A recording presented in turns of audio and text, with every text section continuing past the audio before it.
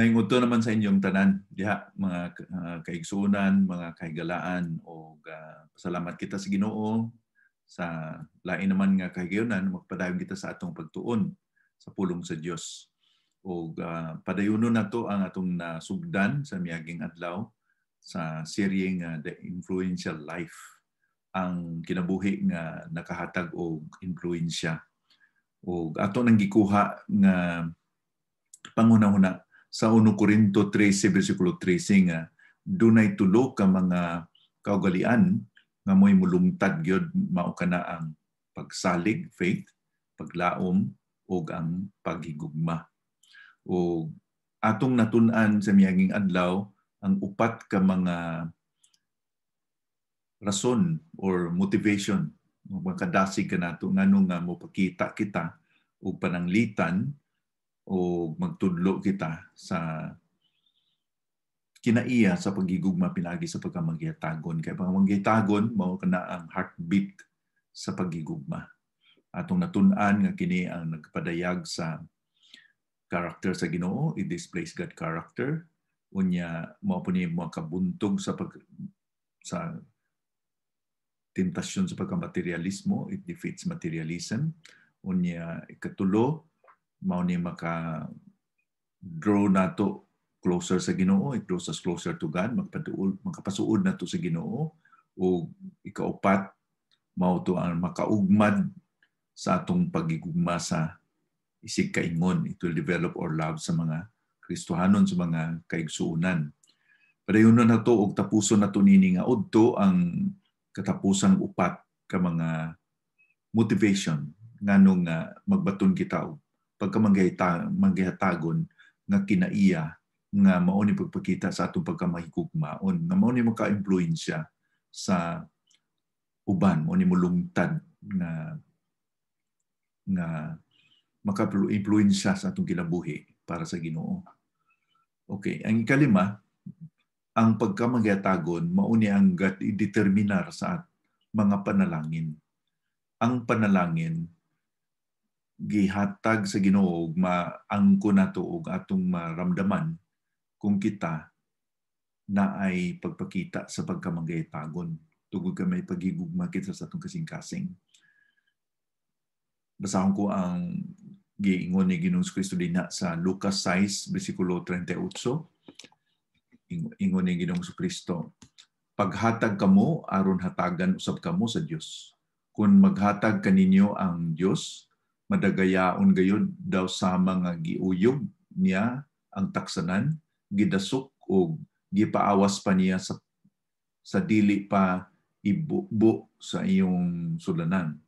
Kay kung unsa kadako ang inyong ihatag sa uban, mausab kana ang ihatag sa Dios kaninyo. May nundong ko aning giingon sa pulong sa Ginoo nga kung maghatag kita, ang Ginoo magbalos ka nato pinagis pagpanalangin ka nato sa usa ka madagayaon nga panalangin nga giuyog, murag gidasok ba. Kay sa una sa gamay pa ko ni magsuroy sa among bulinaw, may ingon siya nga ninundong ko na sa gamay pa moagi sa mong balay nga sa bulinaw ka mo diha, palit ka mo, way kitoy-kitoy ang mupalit mo imutakos. So sa ako na imitakos, gidasok na ko ang mga bulinaw. Nagreklamo si tatay kay ngano ang mga bulinaw nga dugmok ba. Kay ngano gidasok. Tungod kay aron mudaghan.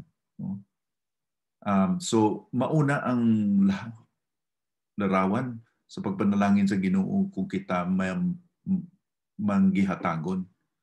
Ang Diyos magabalos. Kini nga kamatuoran giingon pud sa Deuteronomio kapitulo 15 bersikulo 10. Paghatag kamo kaniya sa kinasing-kasing ug walay pagbagutbot, kun himuon ninyo kini, panalanginan kamo sa Ginoo nga inyong Dios sa tanan ninyong buhaton. Ang panalangin dili ni kay pareha sa ginawali sa mga health and wealth nga kung maghatag ka daghan sa simbahan, balusan po ka daghan nga may murabag investment ba. Ninunong ko ni sa kapa na kung maghatag ka muginan siya og daghan nya kanang kapa ngingon nila kabus padatuon kapa. Pero ang makatilingala kay daghan mang-invest dito nga gatos kalibo, may mga milyon na gani hapit nga mga kantidad sa kwarta, di man mga kabus. Kay nga naman, gaapa sila nga kung invest og milyon, sobra pa ang ilang madawat. Muna kung giingon nga, sayop nga paghangop sa pagpanalangin sa Ginoo. Kaya ang pagpanalangin sa Ginoo, dili sa material ang focus. Of course, ang Ginoo mutagbo sa tupay ng anon nga material, pero abi ninyo, ang Ginoo dili nagahimo og daghang dato kay ngano ang dato lisod kay ang Ginoo mayo pa kuno ang kamilyo kay makalusot sa buho sa dagom kaysa usa ka dato ang makasulod sa gingirian sa Dios. Mo nang pagigugma sa kwarta. Di gusto sa Ginoo mahigugma kita sa kwarta, pero unsay nahitabo karon sa health and wealth nga gospel. O muhatag kita simbahan, seed money ka na, unya panalanginan ka sa Ginoo og daghan. Kinsa na may focus ana karon? Kundi ang tawo na mismo, siya nga naghatag kay murag gihimo na niyang Ginoong alagian nga Ginoo kay naghatag ko sa imo. Kinahanglan usab nga panalanginan nimo og daghan kay naghatag ko sa simbahan og dako, panalanginan po og dako.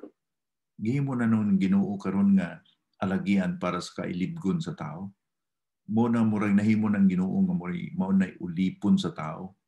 Di dapat nato nga ipababa ang atong paghangop o ingon nato sa Ginoo nga siya parang alagian para sa atong kaugalingon nga kaulibgon, no, kailang nga gusto. So nini nga udto akong i-emphasize sa ato na ang panalangin nga giingon sa Ginoo dinhi mao ni nga ang panalangin nga ang atong kinabuhi suod sa Ginoo, not necessarily material nga blessing. Kay ang Ginoo nag-apas gyud sa ato kasing-kasing dili sa material nato nga pinanglanon. Okay? Mao ni kalima, no, nga nakadeterminar sa pagpanalangin sa Ginoo sa atong kinabuhi. Ang ikaunom, mao ni nga nakaparehilawom sa atong pagkalipay sa Ginoo. Ang pagkamangyatagon nakahatag og dako nga kalipay sa ato ng kasing-kasing. Okay. Si Jesus nagaingon sa Acts 20 verse 35, mga binuhatan, kapitulo 20, versikulo 35. Muna gitudo ni Pablo, gihimo ko kadto aron ipakita usab kaninyo nga kinahanglan maghago aron matabangan nato ang mga kabus. Hinunduman nato kanunay ang giingon ni Ginoong Hesus nga mas bulahan ang maghatag kaysa magdawat. Kanang bulahan din na, bulahan ang naghatag kaysa magdawat. Kanang bulahan niya. Atong mabasa na sa Mateo 5 sa Beatitudes nga bulahan mga kabus ug espiritu kay sila makaangkon sa gingarian sa Dios. Ang pagkabulahan, happy, joyful, malipayon. Bulahan ang naghahatag kaysa nagadawat. Manigingon ni Pablo din sa mga binuhatan 20, versikulo 35. Nawa nag-ingon din si Pablo nga dili malipay ang nakadawat. Kay kung ikaw nakadawat og panalangin, kadawat ka og gasa o panalangin gikan sa uban, malipay ka oy. Pero giingon lang dinhi sa bersikulo nga mas nalipay ang naghatag. May joy nga mas dako pa ang naghatag. Mas dako ang kalipay sa naghatag kaysa naghatag, di ba? Kay buting nun, kung naghatag kita, buting nun nga gigamit kita sa Ginoo nga panalangin. Buting nun nga gipanalanginan kita nga himo kitang instrumento para nga matagbo ang pinanglanon sa atong mga kaigsunan, sa atong mga kinahanglan. So, nalipay ta kung kita makadawat, pero dako ang atong kalipay kung kita gamiton nga lagyan para mahimunan o matagbo ang panginahanglanon sa mga gakinahanglan. Sumuon ang kalipay nga dili mapalit og kwarta. Okay? Dili mapalit og kwarta kay kana nga kalipay langit nun nga kalipay. No, malipay ka kung ngadto ka sa mall, makakaon ka kung sa imong gustong paliton. Pero kini nga kalipay dako nga kalainan sa kalipay nga kalibutanon. Kini nga kalipay gibutang sa Ginoo sa kasing-kasing nga nahigugma sa Dios og sa iyang isig kaingon. No? So kini nga kalipay nagatubod kini tungod kay bunga kini sa balaan nga espiritu. Kanang pagigugma generous nga espiritu dili na natural nato kay kita dili kita generous sa atong pagkatawo. Kung kita lang nakaila ni Kristo nga Ginoong manluluwas nga mabalhin ang atong kasing-kasing nga mahimo kita nga makakita sa panginahanglanon sa uban. Nagiingon din na ni Pablo sa Filipos 2, versikulo 3 nga dili lang kita magtan-aw sa atong panginahanglanon kundi sa panginahanglanon sa uban. Ug malipay kita nga gamiton kita sa Ginoo nga alagyan, instrumento nga matagbo ang ilang panginahanglanon. So di ba kung maghahatag kita buting mo nga may sobra kita. Kaya di man tayo maghahatag kung waputay panalangin nga nadawat. Makahatag malang kita kung gipanalanginan kita sa Ginoo, di ba? Kung watay panalangin sa Ginoo, tay kahatag. Pero ang kamatuuran, the fact nga nakahatag kita, buting nun nga may panalangin ka nadawat gikan sa Ginoo. Ug diha kita nalipay kay sa akong nanggiingon nga ilustrasyon sa miyaging adlaw, pareha kita sa sandayong ba?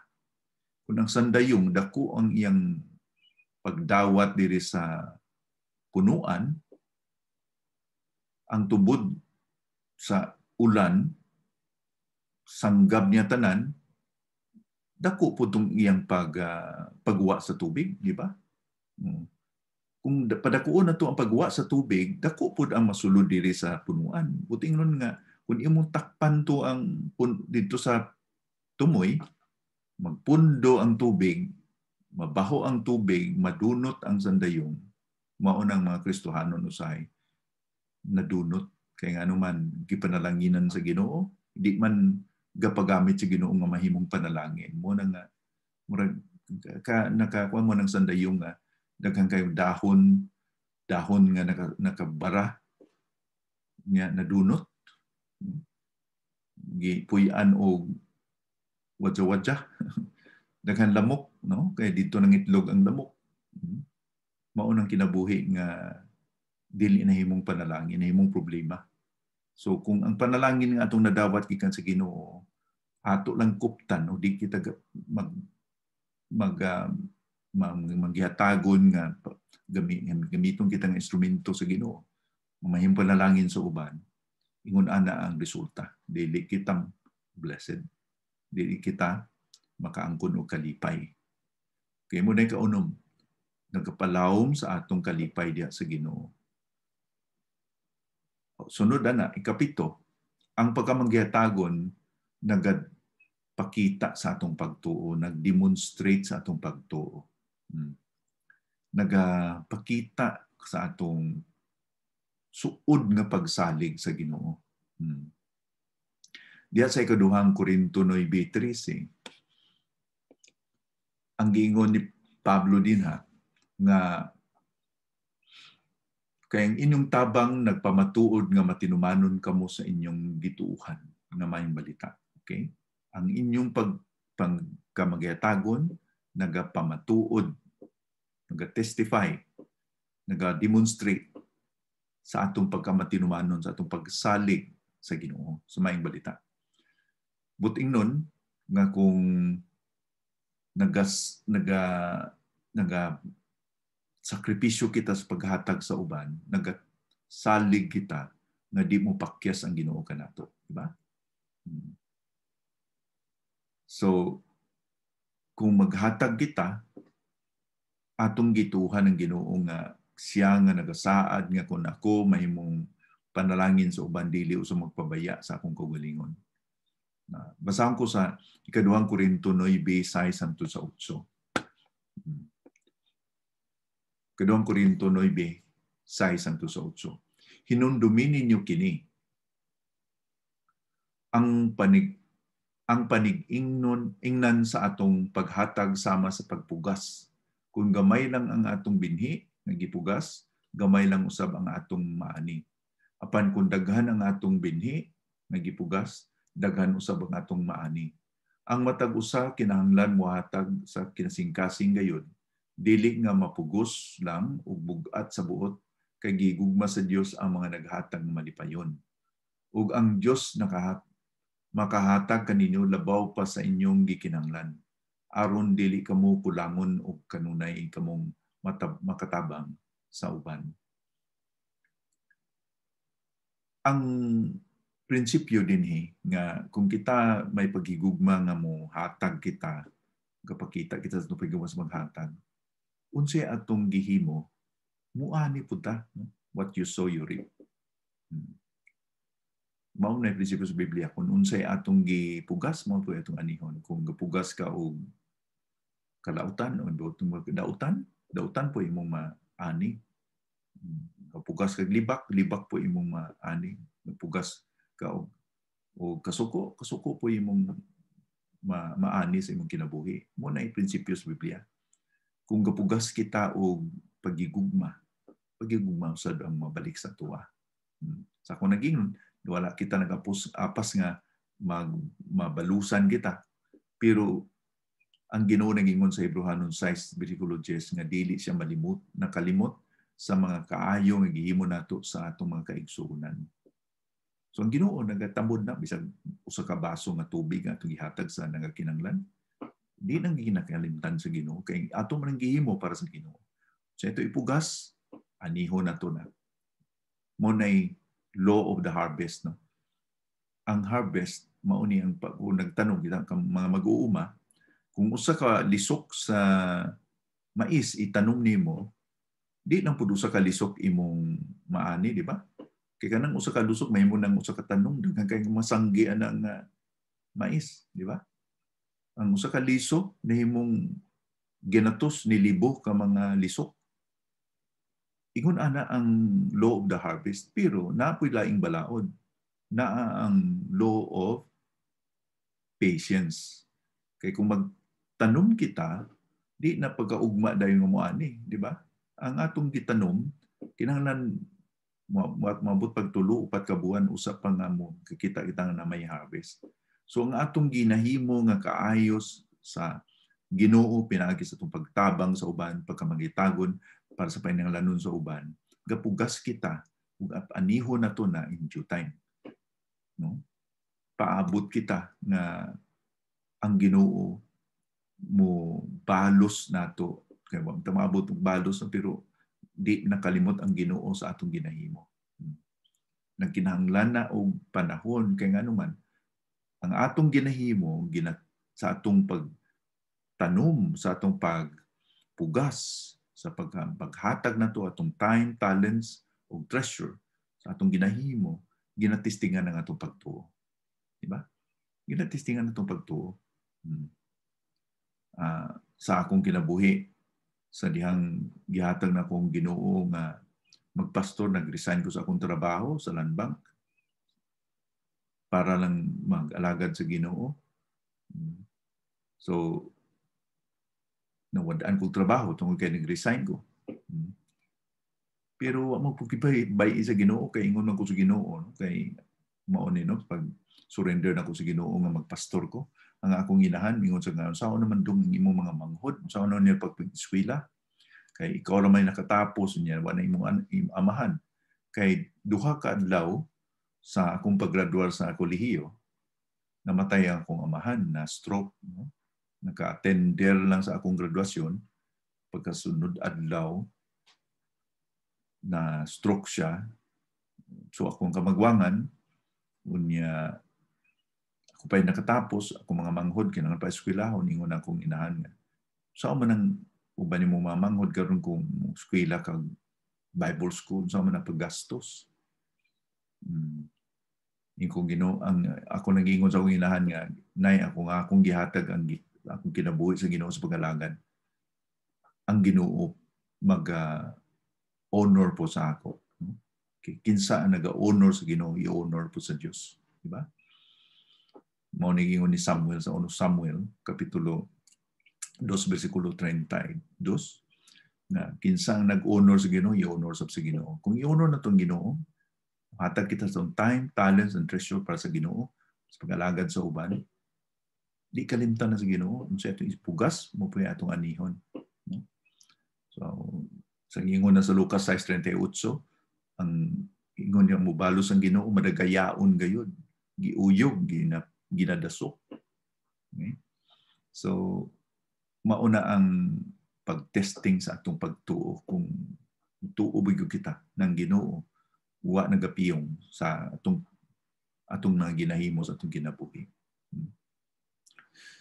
Ay ikawalo, mo na katapusan, ang atong magpagkamadagayaon gadeposito kita og bahandi sa langit. Now, balikan na to ang Mateo 6:21 nga kung diin gani ang atong bahandi dito na to giputang atong kasing-kasing, no? Diin mga atong bahandi gideposito. Ingon din sa Mateo 6:20. Nagadeposito kita sa atong bahandi dito sa langit. No? Basahon ko sa Mateo sa unang Timoteo 6 9 17 hangtod sa 9. 1 Timothy 6:17 hangtod sa 19. Okay? So ang kining gisulti ni Pablo, naghata na to prinsipyo kung unsay pinaka-importante o diin ang nga lugar ang importante na tungida. Deposito ang atong bahandi. 1 Timoteo 6:17 hangtod sa 19. Bahin sa mga adunahan dinhi sa kalibutan, ingna sila nga dili sila magpasigarbo o magsalig sa ilang bahandi nga daling mahanaw. Kinahanglan nga ibutang nila ang ilang pagsalig ngadto sa Dios nga maoy nagahatag kanato sa tanan aron magmalipayon kita. Tudui sila sa paghimo og maayo aron maadunahan sila sa maayo nga mga buhat. Tudui usab sila mga magmatinabangon og andam sa pagpaambit sa ilang mga kamtangan. Kung mao kini ang ilang buhaton, nagatigom sila og bahandi dito sa langit nga dili gayud mawala ug madawat nila ang tinuod gayud nga kinabuhi. Pahimagno ni sa may mga kwarta, di ba? Kita mingon ta nga wa mo koy kwarta, pastor. Di man ko adunahan. Now, kung unsay gihatag sa Ginoo kanato, kinahanglan nga batunan nato nga di gyud kita magpadala sa tukso sa materialismo kay dili ang kwarta ang problema kundi ang pagigugma sa kwarta, di ba? Ang pagigugma sa kwarta. Atong natun-an na nga di pwede kita mag-alagad sa Dios o sa kwarta.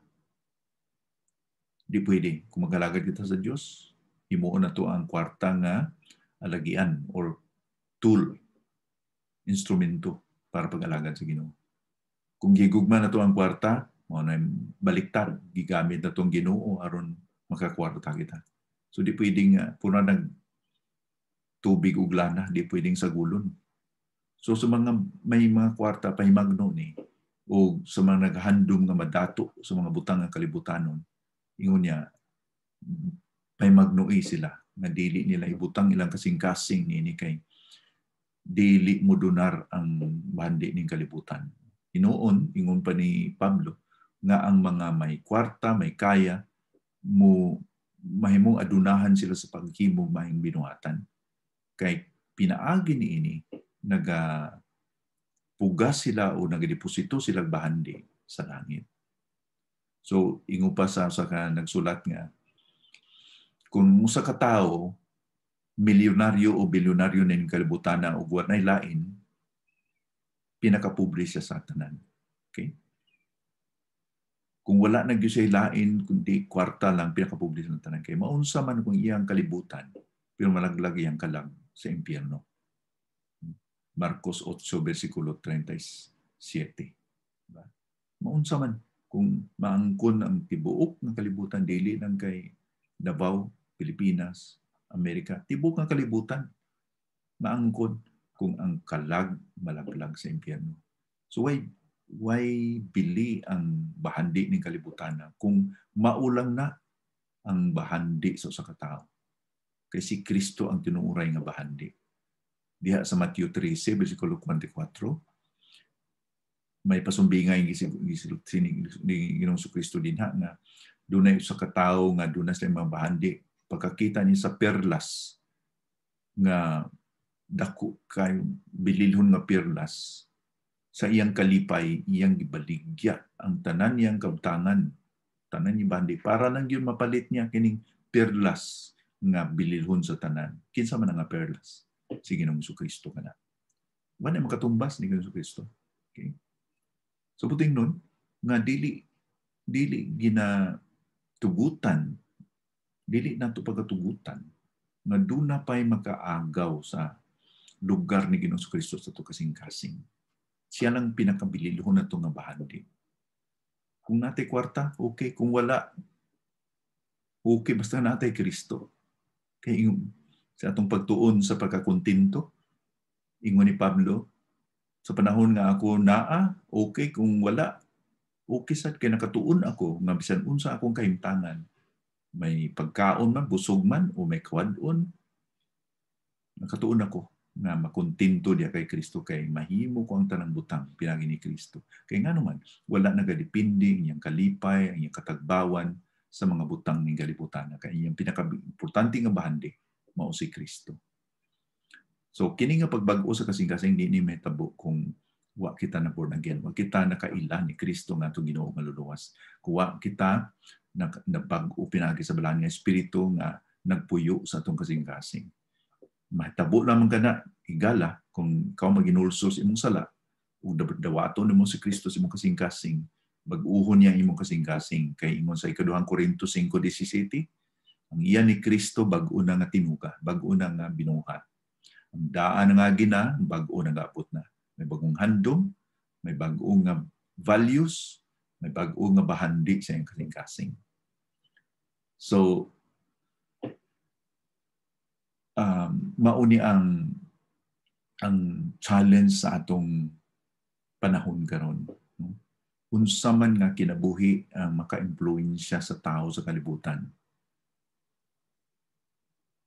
May nunduman man nga ang tao no makinumdum sa kana si kuan dako kay nagbalay, kana si kuan dako kay nagkabasakan, lapad kay nagkalubihan.